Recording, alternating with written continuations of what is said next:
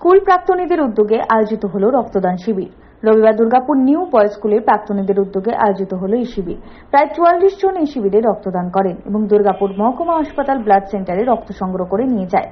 চরম উৎসব উদ্দীপনার সাথে অনুষ্ঠিত হয় এই রক্তদান শিবিরটি। আজকে আমরা দুর্গাপুর প্রাক্তনী যারা নিউ বয়েজের স্টুডেন্ট তারা মিলে আজকে আমরা এই রক্তদান শিবিরের আয়োজন করেছি। আজকে দিনটা বেছে নেওয়ার বিশেষ করে কারণ রয়েছে। আমাদের কারণ ছিল বিশেষ করে আজকে দিনে তাৎপর্য হচ্ছে আজকে ভগৎ সিং, রাজগুরু, সুখদেব এদের শহীদ দিবস, আত্মবলিদান দিবস। দেশের স্বাধীনতা অর্জনের জন্য নিজের জীবনকে ত্যাগ উৎসর্গ করে আমাদের কাছে একটা শিক্ষা দিয়েছিল যে আমাদের জীবনকে কীভাবে পালিত হয়। আমরা এই নিউ বয়েজ স্কুল থেকেই শিক্ষা পেয়েছি এবং আমরা তাই আজকে দিনে রক্তদান শিবিরের মধ্যে দিয়ে ধর্ম, বর্ণ নির্বিশেষে সকল মানুষের কাছে আহ্বান জানাচ্ছি যুদ্ধকে বর্জন করে রক্তদানের মধ্যে দিয়ে মানুষের প্রাণ বাঁচাবার জন্য। সনাতন গড়াই, 99 নিউজ বাংলা, দুর্গাপুর।